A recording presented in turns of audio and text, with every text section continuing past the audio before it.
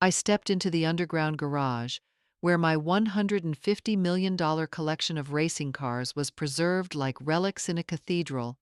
Yet in that sacred place, I was forced to confront the most revolting secret of my family. I froze, struck numb, when I saw Brandon Miller, my son-in-law, wrapped tightly around Kayla Simmons, the niece I had raised as my own. The lights above cast a pure white glow that bounced across the polished bodies of vintage racers and gleaming modern supercars. Each car had been a symbol of triumph and legacy, yet in that moment they stood witness to disgrace. The air was thick with the scent of leather and cold steel, once comforting but now suffocating. My heels clicked against the marble floor, a sound that betrayed the tremor in my body.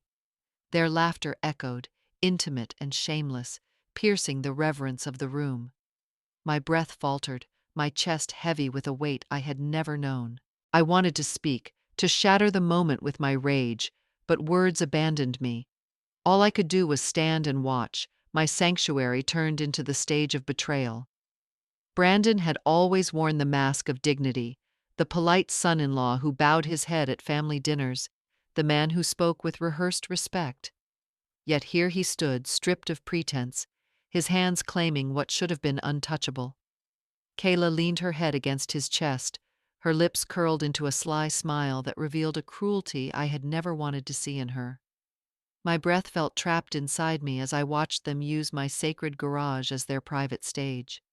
They pressed themselves against a rare vintage Ferrari, a jewel of my collection, its crimson body now tainted by their audacity. That car was once a trophy of honor, but in that instant it became the backdrop for betrayal. My chest tightened with a pain beyond anger, a wound cut not by strangers but by those I had welcomed as family. The thought of Haley pierced me. My daughter lay unconscious in a hospital bed, her body fragile, her spirit unaware. She trusted both of them with her love, and in return they handed her nothing but poison. My fists clenched at my sides, trembling with the effort not to collapse. I wanted to scream, to drag them apart, but shock rooted me in silence. The fire in my chest roared, begging to be unleashed, but I pressed it down until it burned silently within me. My nails dug into my palms as I forced myself to remain still, watching, memorizing every gesture, every whisper, every stolen touch. Their eyes held no shame, only a chilling certainty that told me this was no fleeting lapse of morality. It was deliberate. It was a plan long cultivated in shadows. Kayla's gaze lingered on Brandon with a familiarity that spoke of countless nights before this one, and Brandon's smirk carried the arrogance of a man who believed himself untouchable. The garage, with its perfect order and gleaming trophies, had become a theater of deceit where I was both witness and judge. The weight of betrayal pressed harder, not only because it was sordid, but because it was calculated. This was not passion. This was ambition clothed in lust. They sought more than each other's bodies. They sought my wealth, my legacy, the empire my husband and I had carved from sweat and sacrifice. Their embrace was not an accident.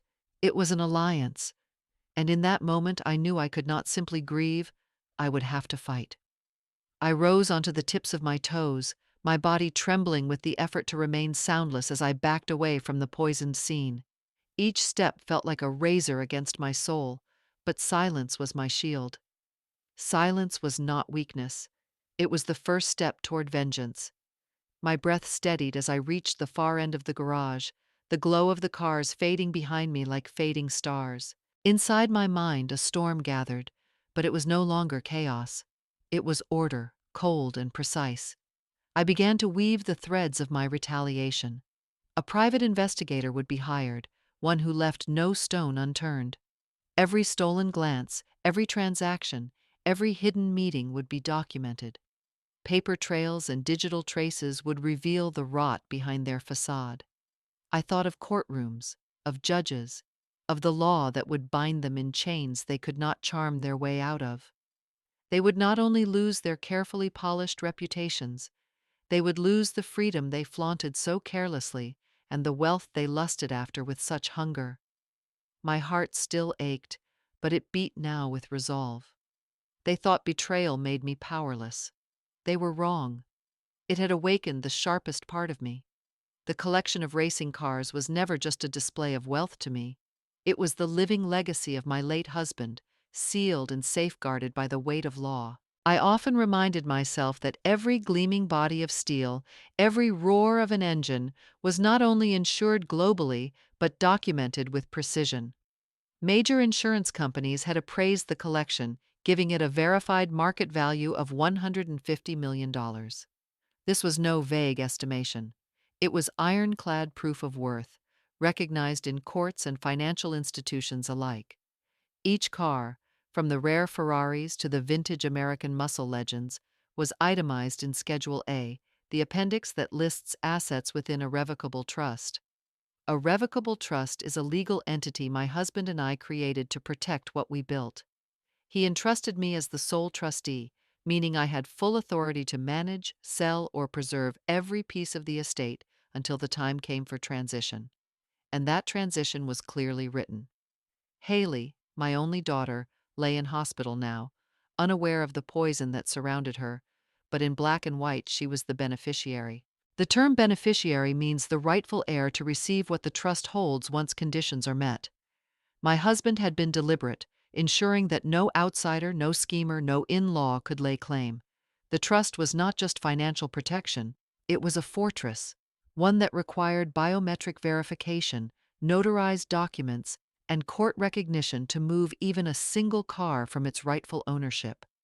As I stood among the shining machines, I felt both grief and gratitude. Grief for the man who had loved them, gratitude for the foresight that shielded them.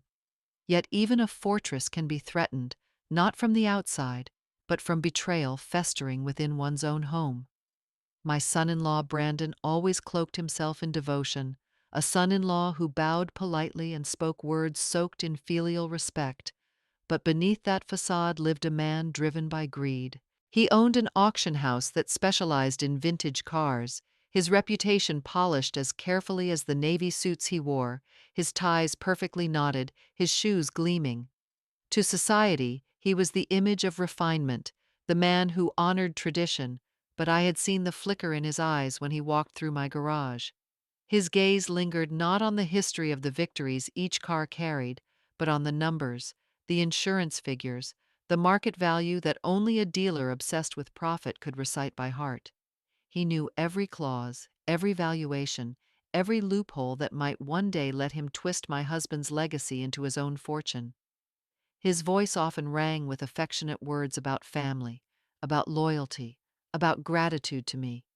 But now I understood that every sentence was nothing more than a veneer. Family was his camouflage, love was his disguise. Behind the mask was a merchant calculating how to seize what he could never rightfully inherit.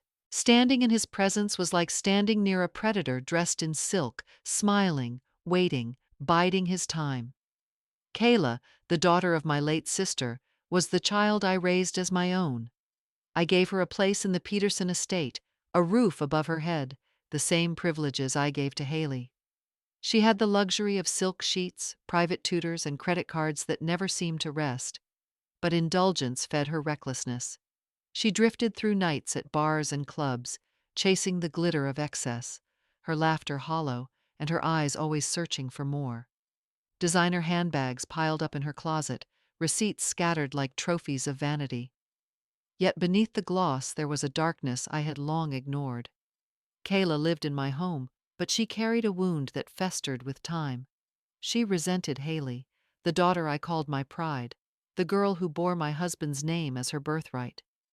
To Kayla, being raised alongside Haley was never enough. She wanted to be seen, to eclipse the one she called sister. But in every family gathering, every whispered compliment, she felt herself reduced to a shadow. Envy took root, then grew wild until it consumed her. What began as silent bitterness hardened into jealousy, and jealousy curdled into betrayal.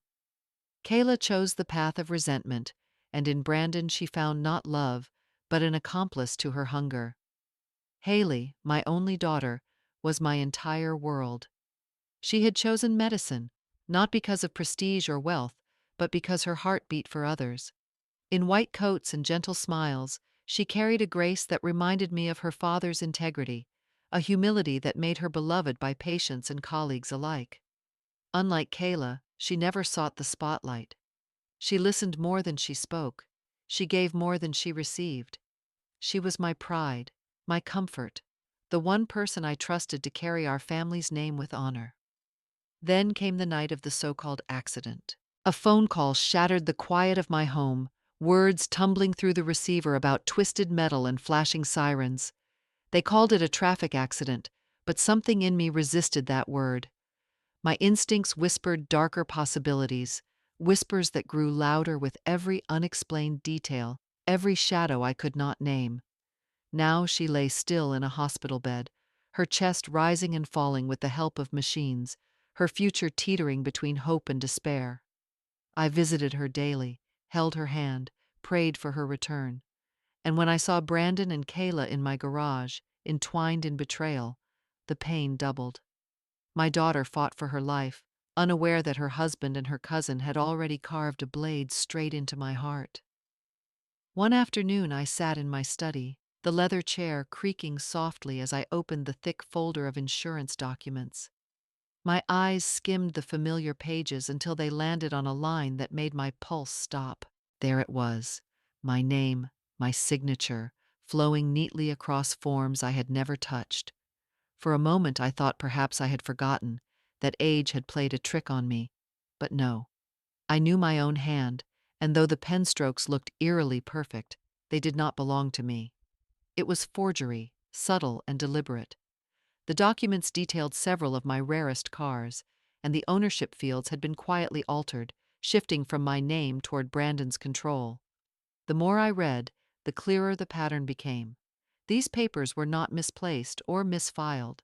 They had been arranged with precision, crafted to look legitimate, designed to pass scrutiny if I had not looked closer. My chest tightened as realization struck. This was not carelessness, it was conspiracy. Someone had studied my handwriting, practiced it, and woven it into contracts meant to strip me of what was mine.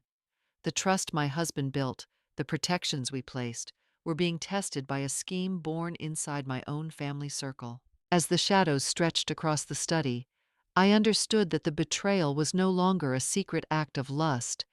It was a calculated theft, sharpened with intent, and aimed directly at me. When I opened the security system on my computer, the screens that usually bloomed with sharp images of my garage were nothing but black squares. An icy chill slid down my spine. The cameras, every single one of them, had been disabled. I dug into the system logs, searching for traces, but there was nothing. No access records, no alerts. It was as if the system had been erased by an invisible hand. Someone had penetrated the network from inside, bypassing the safeguards I trusted. That meant anyone could enter or exit the garage, move cars, even swap documents, without leaving a shred of proof. It was a setup designed with precision, the kind of knowledge only someone accustomed to manipulation would possess. I thought of Brandon. He ran an auction company where secrecy and hidden dealings were the lifeblood of profit. He would know how to clear a path, to blind the eyes that watched, to make theft look like an accident. My jaw clenched as the truth pressed harder. This was not a random glitch, not a technical fault. It was sabotage. And sabotage required planning, courage, and inside access. My sanctuary, which I believed was impregnable, had been compromised from within, and the enemy had worn the mask of family. Brandon spoke with a softness that could have fooled anyone, his voice steady, almost tender, as he urged me to consider signing a temporary power of attorney. He repeated the same line again and again, telling me it was only for my comfort, that if my health ever faltered, he would be there to manage things on my behalf. To an outsider, it sounded like care. To me, it was poison wrapped in honey. I knew well that once I signed such a document, my authority as trustee of the trust would vanish. The entire collection, the estate, everything my husband had left, would be exposed to his control. At the same time, Kayla played her part with unsettling skill. She hovered around me with practiced sweetness, arranging spa appointments, suggesting shopping trips, even hosting small gatherings at home to keep me distracted. Her laughter was bright, her gestures warm, but I could feel the falseness beneath them. Each outing, each carefully crafted event was not meant for my joy, but for my absence. The more time I spent away, the freer Brandon became to tamper with the system, to shift documents, to bend reality into his own version. Together they choreographed a play of devotion, roles rehearsed and smiles polished, but behind the curtain their true motive burned clear. They wanted me out of the way, stripped of vigilance, so that their hands could reach into the vault of my life unchecked. I reached a point where doubt was no longer enough. I needed truth, stripped bare of excuses. With steady hands, I hired a private investigator, a man discreet and relentless, and I gave him one order: follow Brandon and Kayla, leave no shadow unexplored. Days turned into weeks, and when he returned with the file, I braced myself. Inside were photographs, grainy yet damning, of the two in hotel corridors, their hands tangled in ways no cousin and son-in-law should ever know. Videos captured stolen embraces, moments of laughter that twisted my stomach. There were receipts too, hotel bills and room charges, each dated just after Haley's wedding. The timeline stretched, not for days, not for months, but for 2 long years. This was not weakness of the flesh, not a mistake made in haste. It was a deliberate affair, nourished in secrecy, grown bold under the cloak of my trust. As I sifted through the evidence, my chest felt as if it had been crushed. The betrayal was not only personal, it was strategic. Their intimacy was the surface, but beneath it lay something sharper. They were plotting, not just to break vows, but to dismantle the legacy my husband and I built. And I, a mother and guardian, sat with the truth that burned like acid in my hands. I decided I could no longer rely on whispers or suspicion. One afternoon I asked for access to the small medicine cabinet near the ward where Haley had worked her last shift. My hands moved with the steadiness of someone who both feared and demanded the truth. As I opened the cabinet, I saw bottles lined neatly, familiar labels staring back at me. Yet a few of them were wrong. The medications that should have been mild were replaced with stronger sedatives, the kind known to dull reflexes, blur vision, and induce heavy drowsiness. My stomach clenched as I held the evidence in my hand. This was no coincidence. I went further, requesting to see the security footage from that night. At first, the grainy images showed nothing unusual, but then my heart froze. Kayla's figure appeared in the hallway outside the staff lounge, her movements quick, her face turned just enough for me to recognize her. That was Haley's final shift before the accident, the night her life unraveled. The image burned into me like a blade. The child I had raised, the girl I had clothed and loved, could stand outside that room with intent in her heart. It was no longer jealousy. It was violence. The betrayal was complete, and my blood turned cold with the realization that family could indeed become an enemy. It began with small moments I brushed aside: a faint dizziness after a dinner, a tremor in my hands following an afternoon tea, a sudden wave of exhaustion after Kayla insisted on taking me to the spa. At first I told myself it was age, the inevitable toll of stress and sleepless nights, but the pattern grew harder to ignore. Each time I shared food or drink in her presence, the symptoms returned, sharper and more insistent. I would wake in the middle of the night, heart racing, skin clammy, the room spinning even as I lay still. Fear crept into my thoughts, whispering warnings I wished I could dismiss. If they could drug Haley, orchestrate an accident that left her fighting for life, what would stop them from turning the same cruelty on me? I caught myself staring at the untouched teacup before lifting it, questioning every bite, every sip. My body, once strong, felt like it was being quietly hollowed out. And beneath the physical weakness came the sharper ache of betrayal, the knowledge that the hands pouring my tea might also be lacing it with poison. The doubt gnawed at me until it hardened into certainty. I was not simply aging, I was being hunted from within my own family circle. The clinic smelled of antiseptic, sharp and sterile, as I sat waiting for the results. When the doctor placed the paper in my hands, the world seemed to tilt. My blood carried traces of a toxin, a low dose administered over time, the kind designed not to kill but to erode. It weakened the nerves, dulled the body, clouded the mind. Suddenly, every dizzy spell, every tremor, every moment of unexplained fatigue made a terrible kind of sense. The dosage was just enough to leave me drained, confused, pliable, ready to sign away authority if Brandon pressed the right papers before me. My heart pounded as the pieces locked together like cruel machinery. Haley's so-called accident, her bloodstream tainted with sedatives, my own steady decline, none of it was random. It was a sequence, orchestrated step by step, meant to corner me until I surrendered. For a brief moment, despair clawed at my chest, whispering that I was alone, trapped in a game where family had become assassins. But then another voice rose inside me, stronger, sharper. I clenched my fists, feeling the pulse of resolve steady me. They thought they could script my downfall, drug me into submission, erase my will. They were wrong. This play would not drag on. I would not die a pawn in their scheme. I would be the one to write the final act.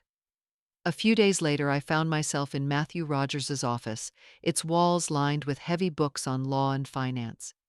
Beside him sat a forensic accountant, a man with tired eyes but sharp instincts, the kind honed by years of untangling lies hidden in numbers. For hours we pored over statements, offshore filings, and rows of transactions that looked innocent on the surface. My head ached from the flood of figures, but slowly a pattern emerged. Brandon had created a shell company registered in the Cayman Islands, a corporation in name only, with no real business, no employees, no assets beyond what he planned to steal. The documents showed the company as a supposed buyer of my racing collection, a paper trail designed to make it appear as though I had sold him the cars. The funds moved in dizzying circles through multiple accounts, layering transaction upon transaction to blur the origin, but the forensic accountant traced each step with ruthless clarity. In the end, it was nothing more than a sham transaction, a performance to convert trust property into his personal asset. My body went cold as I realized the scale of his betrayal, but rage hardened into resolve. If Brandon wished to weave a noose of false evidence, I would let him. He had already built the rope with his own hands, and when the time came, the law itself would tighten it around his neck. When we turned to the next folder, my stomach clenched. There, in neat black ink, was Kayla's name. The documents listed her as a supposed co-owner of the racing collection, a title that would allow her to sign on my behalf if I were deemed unavailable. I stared at the page until the words blurred, my pulse hammering. I had never, not once, signed a paper granting her such authority. It was a fabrication, woven carefully to make her presence seem legitimate. She was not a bystander caught in Brandon's scheme. She was written into it, scripted as the witness, the substitute, the accomplice. The betrayal cut deeper than the forged signatures. Paper can be faked, ink can be traced, but the choice to stand against me, to take the side of the thief, was hers. I remembered her as a child clinging to my hand, her voice calling me auntie with trust so pure it once softened me. Now that same girl had signed her name beside Brandon's, giving weight to lies designed to strip me bare. I closed my eyes for a moment, steadying my breath, then opened my notebook and wrote a single line in firm strokes. Kayla accomplice, not innocent. The words steadied me, harder than tears. Brandon's plan reached into shadows where technology met deception. He had prepared digital contracts bearing my forged e-signature, built with tools that mimicked my handwriting and even my biometric strokes. A forensic expert explained the method to me. It was deep fake, not of faces this time, but of signatures and identity. Deepfake refers to artificial intelligence technology that fabricates convincing but false images, voices, or patterns, so realistic they can trick both people and machines. With this weapon, Brandon sought to replace my consent, to create the illusion that I had approved the transfer of my collection. At the same time, several of my cars had been fitted with new tracking chips. They were not the originals from the insurance company, which ensured authenticity and protection. These were counterfeit devices, meant to follow the cars not for security, but for smuggling. I could almost see it in my mind's eye, the gleaming Ferraris and vintage racers sealed inside cold containers, hauled through ports, their value laundered across borders until they vanished overseas. My chest tightened, grief threatening to break me. But then clarity cut through the sorrow. Those chips, so carefully planted to control the cars, would betray him. They were evidence, hard data tying his hands to the crime. For the first time, I felt not only pain but a glimmer of power. I knew the time for silence had passed. I reached out to the Economic Crimes Division and to the global insurance firm that safeguarded my collection. Sitting across polished desks, I laid out every sign of fraud I had uncovered, from forged signatures to false ownership trails. Their eyes sharpened as the picture came together. Together, we agreed on a trap that no thief could escape. Specialists arrived with a case of forensic microdot markers, technology so small it looked like nothing at all. Each microdot carried a unique serial number, invisible to the naked eye but permanent once applied. They dusted them across the paint, embedded them within crevices of the engines, layered them where no one would think to look. These microdots could later be scanned to reveal my ownership, binding each car to me with a proof stronger than any forged document. As I watched the quiet work unfold, a strange calm settled over me. Brandon believed paper and signatures could rewrite the truth. He had no idea the truth was now etched into the very steel he lusted after. The trap was set, not just in files or testimonies, but within the heart of the collection itself. The moment he reached for them, the cars would testify against him. It was a Saturday evening, just 2 weeks after I discovered that several of my cars had been tampered with, their original tracking chips swapped for counterfeit ones. Brandon decided to host what he called the Peterson Legacy Soiree at our villa, an opulent gathering meant to showcase not only wealth, but control. The marble halls were flooded with golden light from chandeliers, and the air hummed with polite chatter from collectors, business partners, and social acquaintances. I kept to the edges, observing, while Brandon claimed the center of the room, as though he already owned it. He lifted his glass, crimson wine shimmering in the light, and his voice boomed with hollow certainty. He announced that Haley might never wake, and therefore he and Kayla would manage the collection to ensure the Peterson name endured. The words, spoken so soon after his hands had already marked my cars with his schemes, cut me like a blade. The applause that followed was hesitant, the sound of obligation rather than admiration. I noticed the sideways glances, eyes flicking toward me, sympathy mixing with suspicion. At his side, Kayla rested her hand lightly on his arm, her smile smug, her eyes shining with the arrogance of someone who believed the battle already won. Watching them bask in their stolen spotlight, in the very house built from my husband's legacy, I steadied my breath. Let them celebrate too early. They did not know the very cars he had tampered with now carried proof of his crime, waiting to betray him when the curtain finally fell. I placed my glass of wine gently on the nearest table, the crystal making the faintest sound as it touched the wood. Then I rose, my spine straight, shoulders steady, letting the silence of the gesture command the room. My eyes swept over the crowd, calm yet cutting, until every whisper dissolved. I did not need to raise my voice. When I spoke, it was with a tone measured and cool, yet sharp enough to slice through the air. I said it was amusing, truly amusing, because I too had something to share. The chandeliers above glittered, their light cascading down like a spotlight framing my figure, lending weight to each word. The applause died mid-motion, glasses hung suspended, and the room stilled in expectation.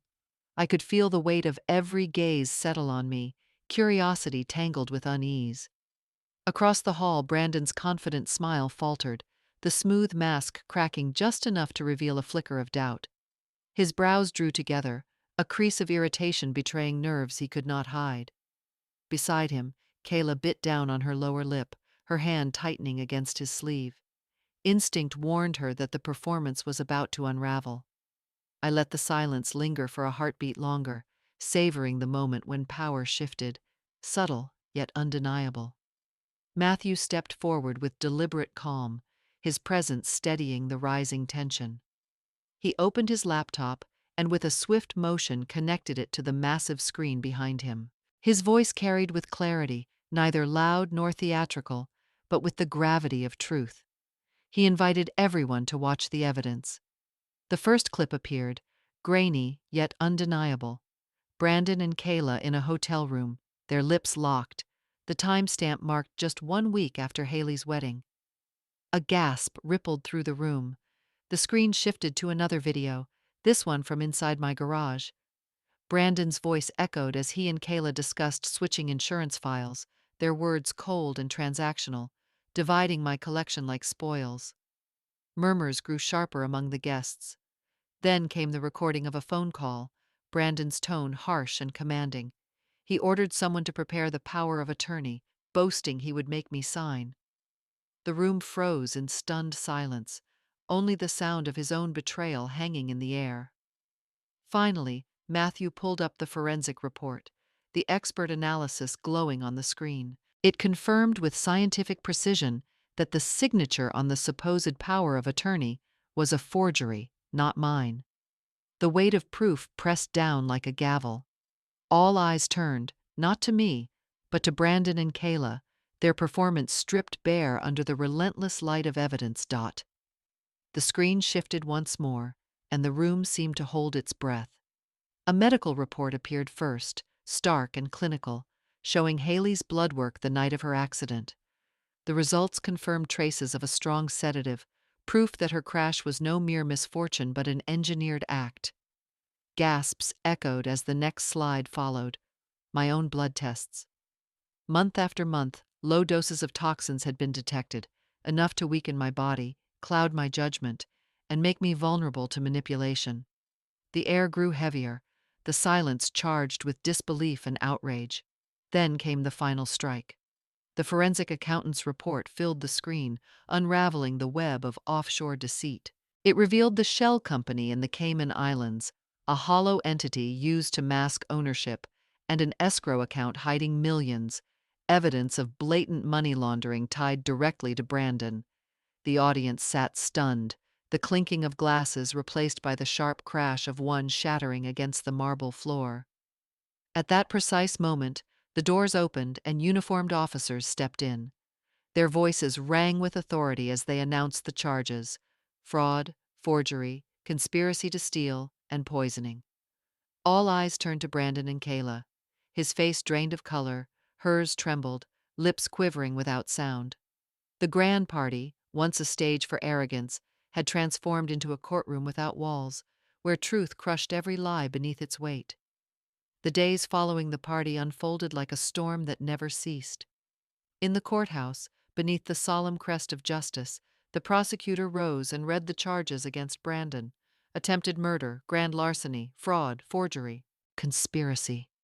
Each word rang out like a hammer striking iron, shattering the illusion of the dutiful son-in-law he had spent years parading before society. The gallery was filled with familiar faces, business partners, fellow collectors, men and women who had once raised glasses in his honor. Now their eyes burned with contempt, the admiration they once held dissolving into disgust. Whispers cut through the air like knives, and some turned away entirely, unwilling to look at him as he slumped in his seat. His shoulders, once squared with arrogance, folded inward. The cuffs around his wrists gleamed cold under the courtroom lights, a reminder of how swiftly power could turn to chains. He dared not lift his head, for he knew the gaze of the room no longer carried respect, only judgment. I watched him from my seat, silent, my breath steady. The man who dreamed of devouring the Peterson legacy now stood crushed, his ambition reduced to rubble, his name destined to be remembered not as heir, but as criminal. Kayla's mask cracked under the weight of evidence, and the world finally saw her for what she was.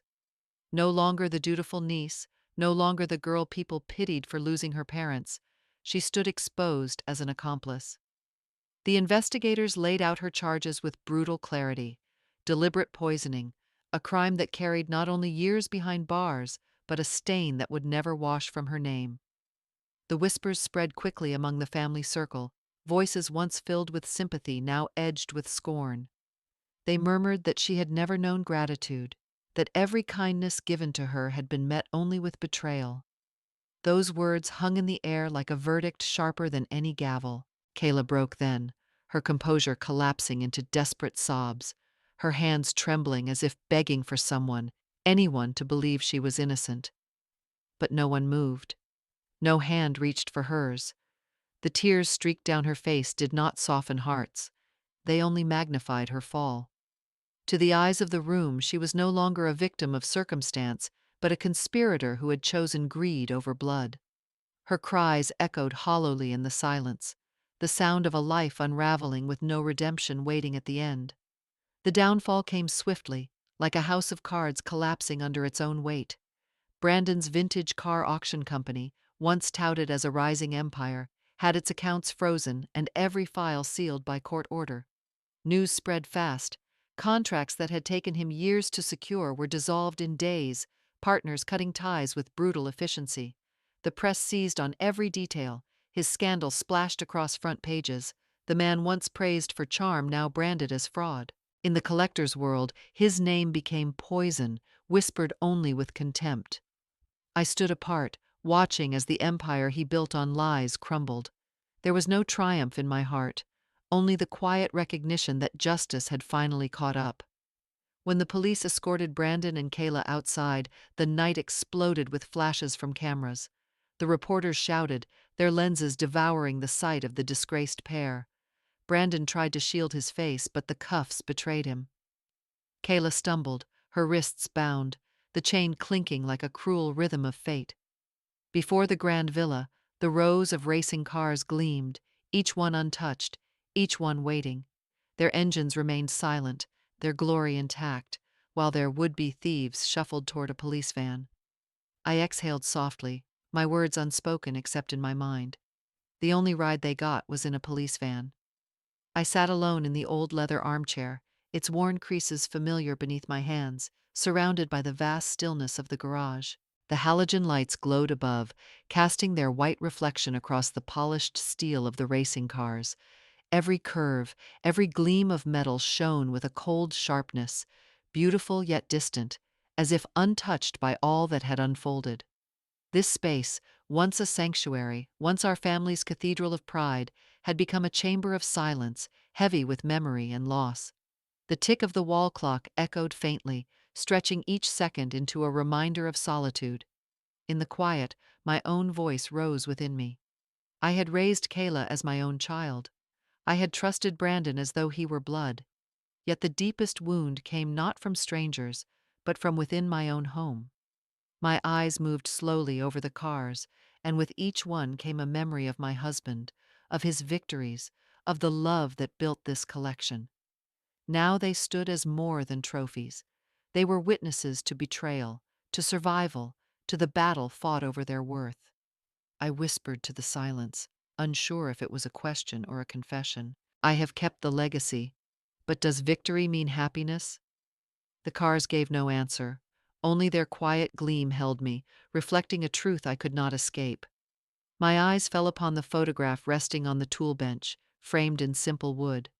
Haley's face beamed back at me, her white lab coat crisp, her smile radiant, her eyes alive with the same light that once filled this home. For a moment I was transported into memory. I saw her laughing, that bubbling sound as she clutched the wheel of a vintage car her father had restored. Her hands gripped it nervously, but her joy was uncontainable as the engine roared to life and her father's proud voice urged her forward. The image pierced me, tightening my chest, yet it also kindled something fragile inside me, a flame not extinguished by betrayal or grief. I leaned closer to the photo and whispered, my voice trembling, "My daughter, come back to me. I have kept everything safe for you." At that moment, my phone buzzed. I nearly dropped it as I reached, my fingers shaking. The message from the hospital glowed on the screen. Haley's brain signals have stabilized. She is showing new responses. My knees weakened, and tears welled in my eyes as I clutched the phone to my chest. In the silence of the garage, surrounded by steel and chrome, a different light filled me, not from engines or trophies, but from the fragile thread of hope that my daughter might return. I drew in a long breath, steadying the storm within me, and lifted my head. Perhaps happiness was never about victory or survival. Perhaps it was about protecting the chance for those we love to come back. If this story reminds you of wounds in your own life, share it. To remember that trust may be broken, but the strength of a mother, of a woman, can never be extinguished. Leave your story. Perhaps your resilience will spark hope in someone else.